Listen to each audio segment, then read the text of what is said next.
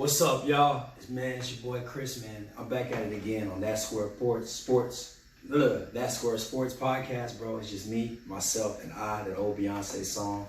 Just talking about week one for college football, the highlights of week one for NFL coming up. Hope all is cool, man. Hey, as always, man, like, comment, subscribe, share. Tell people what you really think about the podcast. Should I do this? Should I do that? I'm a huge Texans fan. I don't know if you can see it. And I also love my Aggies. I don't have my hat, but it's in the car. But I will wear the hat for the next week. Let's go ahead and let's just dive in, bro, real quick. So, check. Week one college football, I'm not going to lie. There's a lot of things, the powerhouse schools, of course, USC, Ohio State, Michigan, Notre Dame, all of them, they live up to the expectation. Pretty much so for with that. Just looking at how they all play, their style of play, it seems like they all really didn't take much off the edge. But what my biggest concern is looking at USC, how Addison and Caleb Williams, pretty much what Lincoln Riley was going to do out there in the West Coast for the Pac-12. If you are a Pac-12 fan, I do apologize because you guys looked really bad on Saturday. You guys are not the top dogs like you think you are, but it's okay. It's cool. It's a growing process. It's a pain process, and I understand. So USC's holding the weight for y'all. Texas, do they think that they're back? I mean, they did play, I think University of New Mexico or Louisiana Monroe. They didn't play anybody big, basically Panea bread. But Texas has a big assignment next week. I actually have the list right here. So if you want me to go down it, I will. Check this out. So I got USC versus, of course, Rice. They blew them out, did a good job. Ohio State, Notre Dame, not going to lie. Notre Dame looked better than what I thought. So when I saw that, the way Notre Dame was playing, style of play, different coach, I do believe that Brian Kelly is overrated, and I will get into that about the LSU game that just ended. But I like the way that the direction is for going for Notre Dame. I thought they were going to get blown out by Ohio State. But actually, they locked up a lot of their receivers to keep them under 30 points. I was very impressed by that. So that just alone shows me that, Notre Dame can do more than what you're thinking. Well, what I was thinking. I don't know what everybody else was thinking that. They were number 5, I get that, but Notre Dame's usually overrated in my eyes. So that's just how I look at it. Miami, on the other hand, of course, Van Dyke, the quarterback, he did his thing. They played nobody. They played Florida A&M, I think. No, Bethune-Cookman. And they did terrible. Texas had a great day, like I said earlier, but they're going to be playing Bama next week, so that's going to be a real test for them. Of course, it's a future SEC matchup, especially in the West. I don't know how the conference alignment is going to be honest with you. I think that they should move Bama to the East and keep, Tennessee, Knoxville's, yeah. Well, we'll figure that out when it's time, but I do think that Alabama will probably be in a realignment with the SEC, West and East. I think it'll get moved around a little bit. Looking at that, also going forward, my Aggies, thumbs up if you're a fan. If not, you trash. But King looked decent. I think that we could have played a lot better against Sam Houston. We got Miami coming up, and we got Arkansas coming up. Definitely we'll be talking about Arkansas too as well in a little bit. We really didn't have much breakaway. We the delay of the game is what it was because the weather. But style of play, I like the receivers that we have. I like the running back, coming back, Super Junior, Acho, so not Acho. I messed this kid's name up. Number 6, how about that? But he's taking over, workhorse. I love the way he plays. Ain't nothing wrong with it. Next up is NC State and North Carolina. I want to talk about both of them. No defense in the ACC right now is what it looks like. Trash. When I tell you, you put up 61 points. 62 points against Appalachian State, and they put up 61 in North Carolina. It says a lot about their defense. It says a lot. Mac Brown, you got to get it together, man. You got to get it together. Like, I understand you've had pretty good talent come out. Sam Howell, Javonte Williams, Michael Carter, and soon to be Downs as well coming out of receiver. But, dude, you got to find some defensive players to help out on the Tar Heel side of the ball. Same way with North Carolina State. They shouldn't have struggled with Eastern Carolina. Eastern Carolina gave more bang for their buck. It just was one of those games where I kind of looked at it and I said to myself, if you were a betting man, which we will be talking about betting as well too, but dude, they just went about it all in the wrong way, man. Both of those teams. Luckily, they came out winners.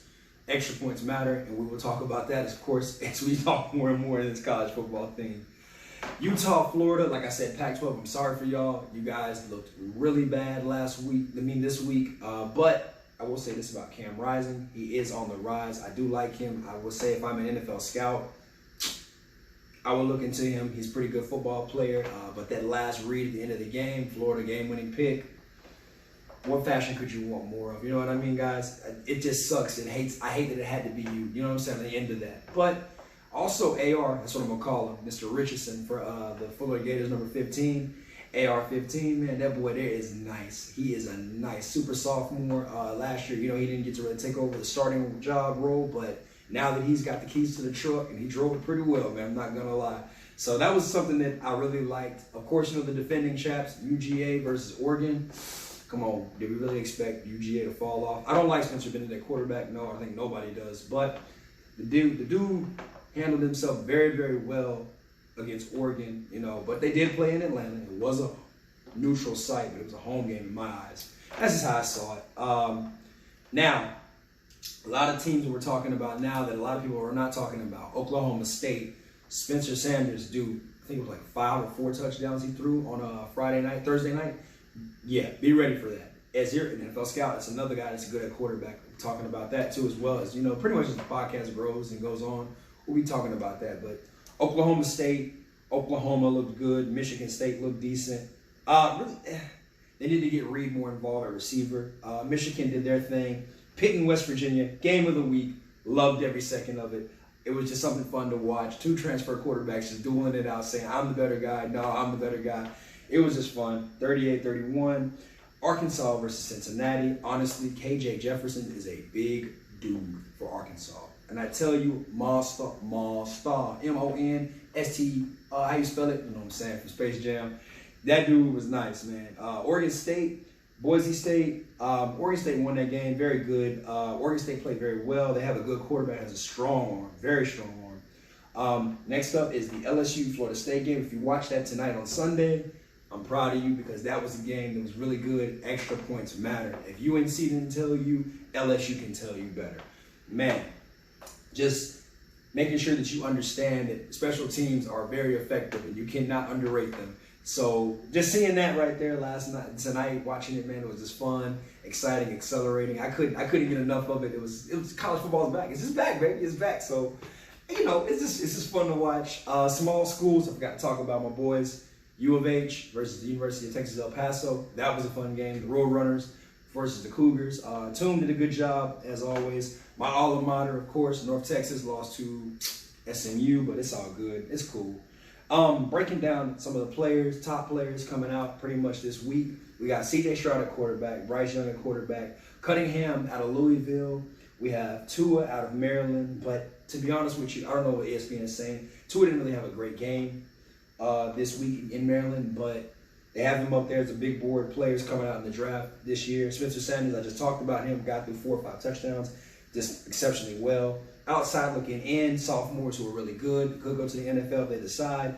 Caleb Williams, Casey Thompson out of Nebraska, 548 yards.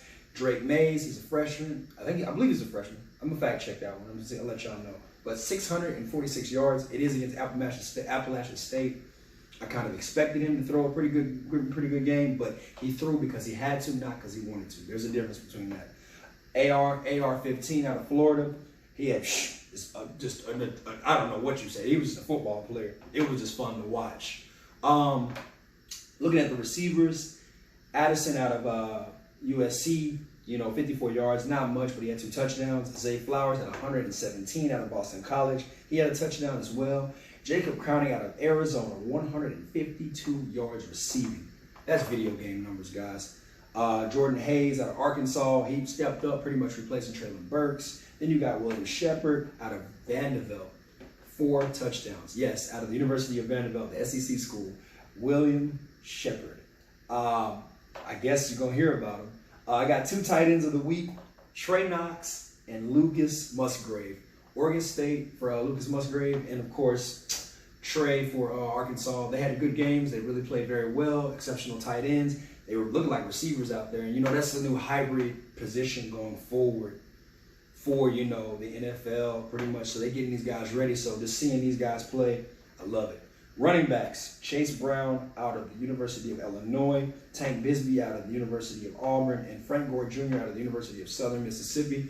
Dude, all of them guys were pretty good at running the ball effectively. I like it because it's going to be fun to watch, but I haven't seen a breakaway running back yet in week 1 that I've just fell in love with. But honestly, to be real with you, I think it's gonna be an exciting season this year. You know, the whole paying college players is now a thing. The way everything's coming up, you could get pretty much these transfer portals. So I'm not saying the playing field is equal, but when you look at the Power 5, and now it becomes the devastating 5, because do I want to sit behind somebody who I know I can beat, but because they're a sophomore or a senior, I gotta wait? Why don't I just go play right away? It's good for my NFL resume. It's just one of those things where it's exciting now because everything matters now, from senior to freshman. It all matters. So now everything that the coaches do, from the athletic directors, from the school, how they're treated, it just all factors in. Because to be honest with you, there's no way in heck that you get USC, you get Addison, and you get Caleb Williams on the same roster, both of them coming from across the country of the United States just to go play at USC for Lincoln Riley. Strictly, it's not school, it's about football. And there's nothing wrong. Well, hopefully a teacher's not watching this. Education is very important. But you know what I'm saying? So that's just how you look at it. That is my wrap up for week 1 college football review. I will be coming back with another video probably Wednesday night, probably Wednesday or Tuesday, one of these days this week. And I'll talk about the opening week, my predictions of college football, see what's going on in week 2. Tomorrow night, we got Georgia Tech versus Clemson. I do have Clemson demolishing them. Of course, I don't think that Georgia Tech has a chance, so I really don't want to wait on that game. Good Labor Day on that one as well. Now, switching over to the NFL week 1. All right, so I got 2 things going on. I got predictions going on for the NFL for week 1, and on top of that, I got FanDuel stats as well that I think. I am a betting man. I love playing FanDuel. Not much of a DraftKings guy, but you can kind of look at it as well. I gotta have what I call the T for the top tier, V for the value, and of course C for the cheap players. That's what I'm going to be talking about over here with the NFL week 1. So first things first, we got Bills and Rams. I got the Bills winning at least by 2 touchdowns against the Rams. Yes, I think the missing of Von Miller on the defense for the Rams and Eric Weddle being older, if he's going to play or not play at safety, really factors in the fact that the Bills have stacked positions all the way across the board, and they're going to be coming out swinging. They're predicted to be Super Bowl winners. Why would they not blow out the Rams in week 1? I don't think that they would, but Sean McVay has a good offense as well. I just got to take the Bills, 2 touchdown lead over that. Either way, easy win for me on that one. Eagles, Lions. I got the Lions losing this one bad to the Eagles. Jalen Hurts is going to go off. Miles Sanders is going to get some. They're adding A.J. Brown. Amazing. You know what I'm saying? Like, really, we got to go into it. Eagles win this over the Lions. Niners, Bears. I think the Niners just alone, the 49ers, their defense is just going to dismantle Justin Fields. However, on the opposite side of the ball, I think that Trey Lance has a coming out party, pretty much saying going forward they made the right decision to keep him over Jimmy G. So, it's good. I think that the Niners need to trade Jimmy G and get rid of it.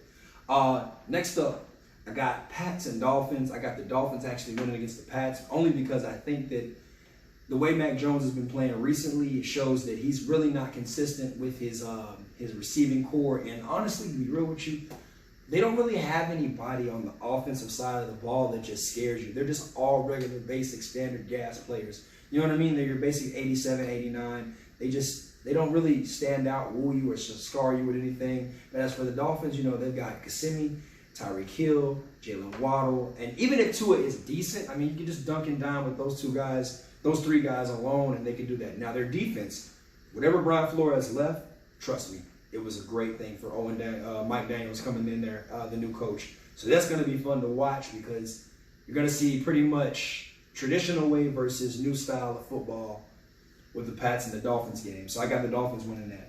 Browns versus the Panthers. Because the Browns have a bad quarterback, Jacoby Brissett, yes, I think Jacoby Brissett is a bad quarterback. And Baker Mayfield's probably going to be playing off like a pissed-off teenager. I got the Panthers winning that game a lot. As a Texans fan, I want my Texans to win over the Colts. But if reality sits in, I believe that the Colts probably will win this game. I think that Matt Ryan's going to have a great finishing up his career here with the Colts. I think that Matt Ryan's going to do a good in his opening debut with the Colts. But don't be surprised if my Texans do win. I want them to win, of course, obviously, but I'm not no dummy. we have too many holes offensively and defensively to fill. But I wouldn't be surprised if the Texans did pull it off. I did circle them to win on my board, but that's okay. I know that the Colts are probably going to demolish us. Steelers and Bengals. Whoever starts for the Steelers, if it's Kenny Pickens and he's starting for the Steelers, then I have them beating the Bengals. But if not, then the Bengals are probably going to just go ahead and blow out the Steelers. But also, too, as well, I hope the Bengals, they drafted players for their O-line. I don't know if they addressed it, but I'm going to be real with you. Last year, Joe Burrow got sacked 9 times against the Titans, and they still won. I don't know what to tell you. So I really, right now, I think the Bengals are going to win this game because the Steelers don't know who they have at quarterback, their identity. And it sucks because, it's a divisional game, so those games matter right out the gate. Saints and Falcons. I think Marcus Mariota is going to have a field day against the Saints. Ravens versus the Jets. I got Lamar Jackson, Action Jackson, killing the Jets, man, just going crazy on them. Jags versus Washington. I got Carson Wentz and the boys. The Commanders, beating up on the Jags, putting them back in the jungle. Packers, Vikings, of course, that bad man, Aaron Rodgers, discount double check. He's going to be killing it against the Vikings. Giants, Titans. Believe it or not, I got surprise upset of the week. That is going to be it. Double down on this one if you are a betting person. Reason why I say that, Evan Neal at the right tackle or left tackle, wherever they decide to put him at. Saquon Barkley, they have him anticipated extremely low in FanDuel. I don't know why, because of the injuries. This man's coming back. Dude's got tree trunks for legs. All I'm going to say is, dude, watch out for them Giants. Them Giants going to be bad. Kadarius Toney's going to be on the field. Kenny Galladay is back. This is going to be a very fun offense to watch. And I think playing the Titans, they're going to have a good time against them. So, King Henry's going to do his thing too as well. But until they hand the keys over to Malik Willis and Ryan Tannehill, the quarterback, and I love Ryan Tannehill. He's an Aggie man. But I'm going to be real with you at the same time. Malik Willis needs to start right away. There's no question about it. But if he doesn't, then, hey, too bad. So the Giants win that game. Raiders, Chargers. I actually have the bad boys of the Vegas Raiders beating the Chargers, only because I think that Chandler Jones, Devontae Adams, Max Crosby, these guys, they're just dogs, man. They're dogs and they're ready to play, man. I know that the Chargers also have edge rushers too as well, with Bosa coming in and Mac. But to be real with you, I really, I forgot Derwin James is on the Chargers. Oh, yeah. Yeah. This is probably going to be the game of the week. If you're playing for points over under, then yeah, definitely the Raiders and Chargers is your safest bet. But I'm pretty sure Vegas has got that on lock. But yeah, I think that's going to be a good game. I'm going to still stick with my Raiders, but I wouldn't be surprised if the Chargers pull it off. But I'm going to stick with the Raiders. Chiefs and Cardinals. I got the Chiefs beating the Cardinals only because there is no DeAndre Hopkins and no Christian Kirk. So basically, in short, it's going to be Murray. You got to beat Murray, and when you beat Murray, just contain him. You're good. Dallas, Tampa. I got Tampa winning. Broncos versus Seattle. I've got Russell Wilson demolishing the Seattle Seahawks. All right, games that I'm going to probably put points over under on. Surprise, like I said, of course, Raiders, Chargers. If you really want to make some serious money and some serious cash, I think it's going to be high scoring. It's going to be that Texans and Colts game. I know that the Giants game is going to be decent. I wouldn't be surprised if this game actually goes to high scoring points. Saints and Falcons as well. But really right now, the Saints don't really have an identity at quarterback. So, switching over to the last part of the video, this is the FanDuel side. This is my favorite part of it all. So I love this. I love FanDuel. You should play it. It's exciting. Get some gas money, food, whatever, But I don't know what that was. But yo, check. So FanDuel, I got top tier quarterbacks. I got Mahomes, Jalen Hurts, Murray, and Lamar Jackson. Reasons why. Number one, Mahomes is probably going to be throwing that thing left and right to prove a point because they said that they didn't need Tyreek Hill. Plus, they added a couple of offensive weapons, and I think that if you match it right, you can do, if you match it right, you can get Holmes and you can get Kelsey plus points on that easy connection. Jalen Hurts, because he has new toys to play with. He's got A.J. Brown. He's got Dallas Goedert. He's got Miles Sanders and catch out the backfield. I think that that's going to be a great situation for him, throwing the ball, especially against the Lions secondary. And he can run too as well. So I don't see why you wouldn't get Jalen Hurts. Next up is my boy Murray because he is the offense. Next question. Lamar Jackson. He didn't get any new toys, but he has Mark Andrews, which is also good. But Lamar Jackson is Lamar Jackson. He's going to get you what you need. Best value players: Jared Goff, Trey Lance, and Derek Carr. The reason why I say that is Jared Goff is going to be on the field a lot because of, well, the Eagles are going to score a lot. So that means that Jared Goff's going to throw the ball a lot because they're going to be behind a lot. That's the best value of him. And plus, he's super cheap, not even over 7K. So, you know, it really doesn't hurt you. Trey Lance, because he's somewhat of a semi-rookie, and he is going against the Bears. I think that you definitely should start him. That's a good game to have him play against and best value. Derek Carr, because it's going to be high scoring. All eyes are on it. It's a 425 game. Why not? Should be good. Just the intensity of it. Cheap plays, believe it or not. Davis Mills and, of course, Matt Ryan. I said this earlier in the video. Colts and Texans probably will be one of the high-scoring games this week because both of them really just don't have amazing secondaries. They have great.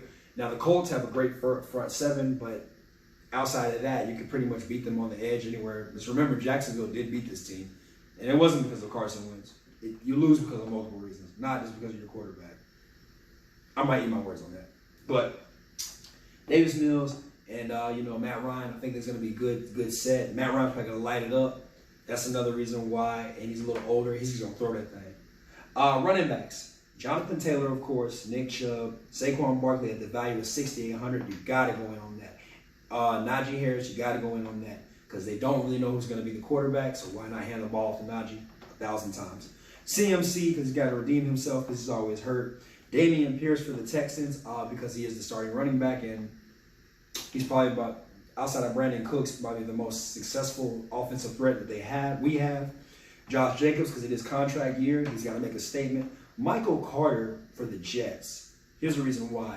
I know they got Breece Hall and they drafted Tyler Johnson as well, but Michael Carter statistically has shown that he can catch out the backfield. He's more used on the second and third down more than any running back pretty much in that whole division in the AFC East for the Jets. So I think that that's a good move to get him, especially at the price that he's at. I think he's between 5,400 and 6,400. So why not take a risk on that? And you can pay up to get other receivers, other running backs as well. So that's just how I look at it with that. Swift is going to be good because he's the offensive weapon. He's the lead back. Nothing wrong with that. Once again, why not get him? He's going to be getting the load of the carries. King Henry's going to be back, but I don't think he's going to put up that many points. Believe it or not, to be honest with you, I think King Henry's going to probably put maybe 21, 22. That would be the highest his ceiling. I wouldn't be surprised if he put you with that maybe like 15 or 14 at running back. But yeah, I'm not expecting too much from Derrick Henry. He's more of a later in the season type running back, not in the beginning of the season type running back. You know, you got to pace him. You can't just throw him out there. That's what the Panthers do with Christian McCaffrey. I'm surprised they ain't learned yet. Receivers, you got Devontae Adams. Yes, that is top tier. Tyreek Hill, he's going to be value. Hunter Renfrow, cheap. Cooks, cheap. Daniel Moody for the Bears. He's literally the only offensive weapon. This is Fields and Moody. That's it. Fields and Moody. That's it. So you can pick your poison however you want to do that. But Mooney's probably going to be getting the ball targeted a lot. So yeah. Jamar Chase, of course. Hollywood Brown for Arizona. That is the new toy that they do have. I hope that he does work out well. Justin Jefferson. Nico Collins, cheap receiver for the Texans. Scary Terry for the Commanders. Yes, sir. I like him. Also, I like Jahad Dotson as well, too. So, you know, you can go either way with that. Cooper Kupp and Deebo Samuels, all great values. Tight ends, we got Darren Waller, of course, George Kittles, Jordan out of Houston, Clement out of Chicago, Robert Tonyan out of Green Bay, and Kelsey. Defensive side of the ball. If you really want to make some cash, I hate to say this to you, defensively, you know, it usually makes or breaks teams. But defense, I got the Eagles. I have the Colts. I lied. No, I don't. I have the Eagles. I have the Niners.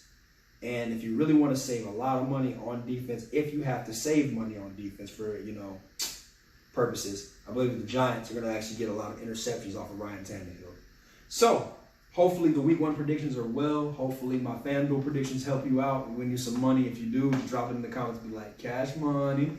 But I got to wrap it up. I got to go. I got on New Jersey. Got to go ball out. Take it easy, man. That's Square Sports.